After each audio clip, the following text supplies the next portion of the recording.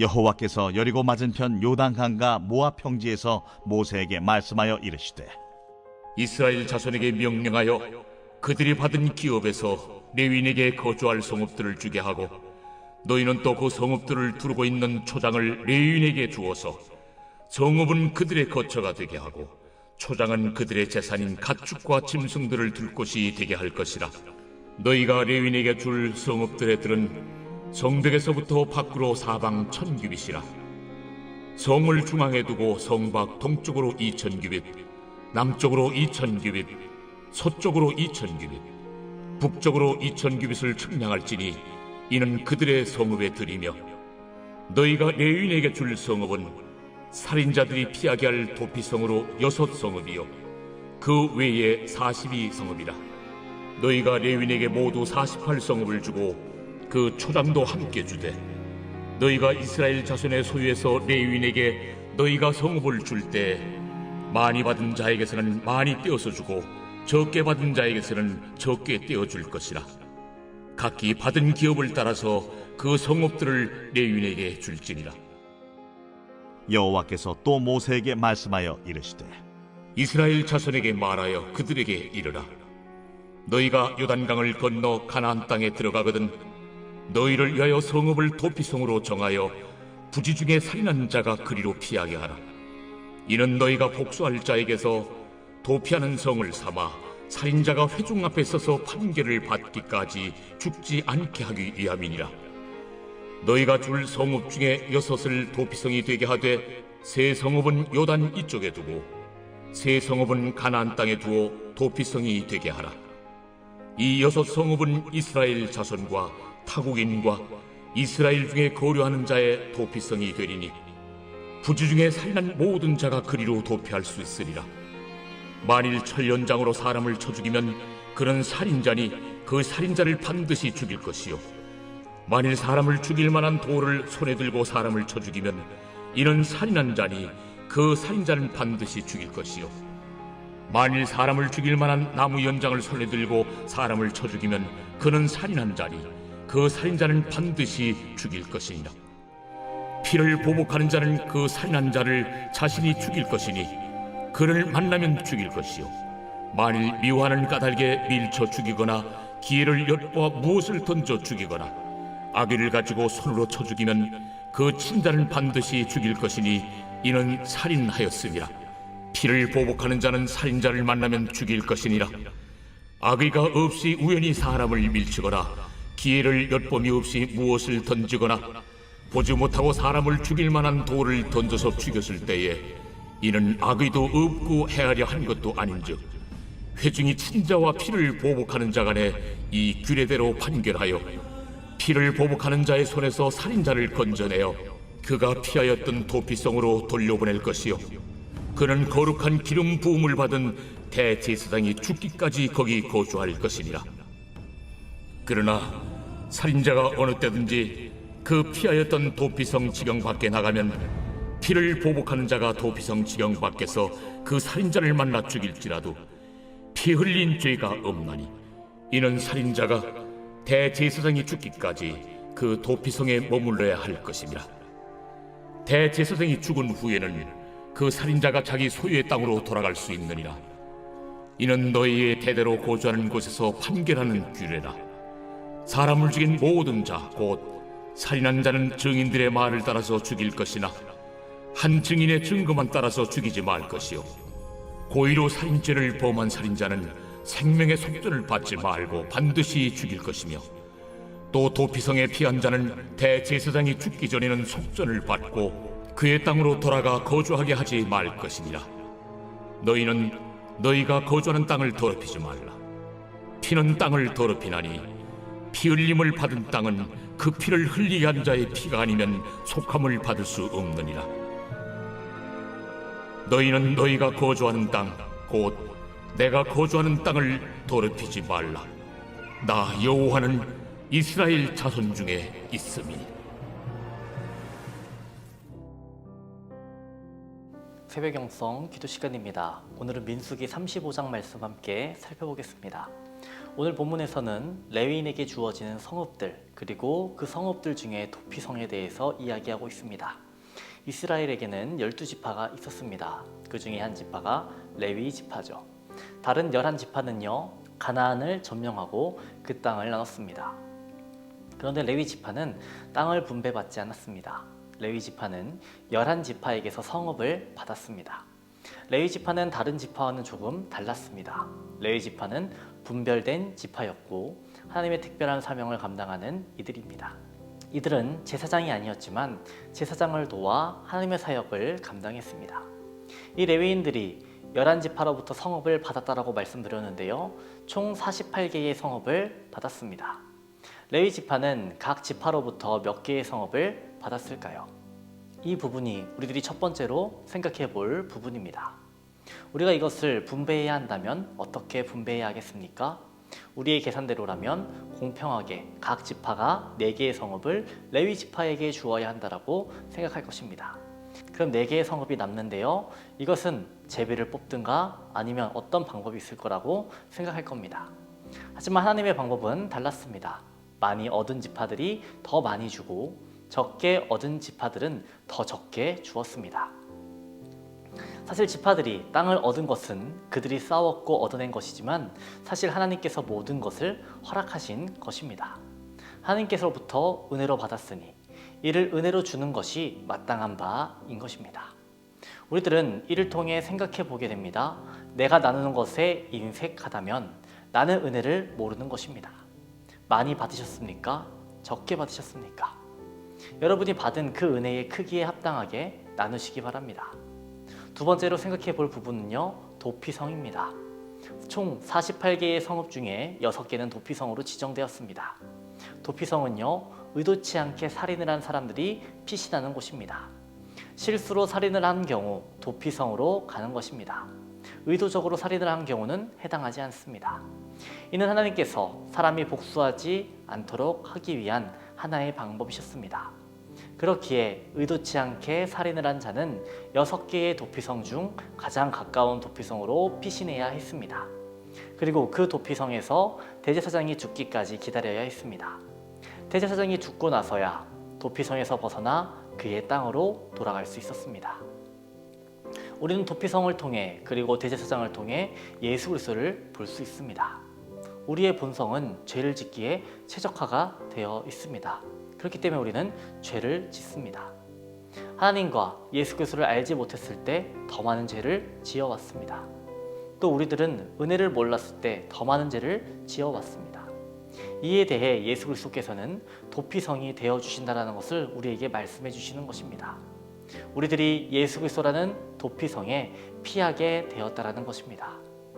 예수님은 유대인들의 손에 의해 십자가에 못 박히셔 죽으셨습니다. 그런데도 주님은 그들을 위해서 이렇게 기도하셨습니다. 아버지여 저들을 사하여 주옵소서. 자기의 하는 것을 알지 못함이니이다. 주님은 자기 자신을 십자가에 내준 유대인들에게 말씀하시는 겁니다. 이들의 살인을 고의적인 살인이 아닌 그릇 살인한 자의 위치에 올려놓으시는 겁니다. 이들이 그릇 행하여 살인을 하지만 이들에게 사랑을 베푸시고 이들을 도피성으로 인도하시는 것입니다.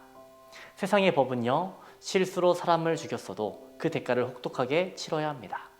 그런데 하나님은요, 이에 대해서 긍휼을 베푸시는 겁니다. 사도 바울은 어떠했습니까? 그는 스데반을 죽이는데 가담했습니다. 최종 결정자였습니다. 그가 하나님의 은혜를 알지 못했을 때 죄를 지었습니다. 그런데 그가 예수님을 만났고요, 예수님께서는 그에게 긍휼을 베풀어 주셨습니다.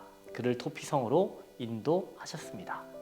디모데전서 1장 13절에서 바울은 이렇게 말합니다. 내가 전에는 비방자요, 박해자요, 폭행자였으나 도리어 긍휼을 입은 것은 내가 믿지 아니할 때에 알지 못하고 행하였습니다. 예수님은 사도 바울의 행위들, 심지어는 살인까지도 덮어주시는 겁니다. 이를 무조건적 용서라고 이해하신다면 하나님의 방법을 악용하시는 것입니다. 또 하나님의 긍휼을 아는 사람은요, 자신의 행동을 진심으로 뉘우치고 진심 어린 용서를 구할 것입니다. 오해의 소지가 생길 만한 발언을 피할 것이라고 생각합니다. 다시 본문으로 돌아오겠습니다. 도피성에 머무르던 이들이 언제 자신의 생활로 돌아가게 됩니까? 대제사장이 죽었을 때입니다. 구약 시대의 사람들은 대제사장이 죽어야지만 도피성에서 나올 수 있었습니다. 하지만 신약 시대 그리고 우리 시대는 어떻습니까? 예수 그리스도께서 이미 죽으셨습니다. 우리는 예수 그리스도의 보혈로 인해 자유를 얻게 된 것입니다. 이를 믿음으로 받아들이고 마음으로 확신하며 우리의 입술로 고백하십니까?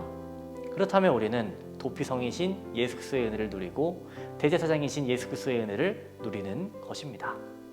무조건적 용서를 말하려는 것이 아닙니다.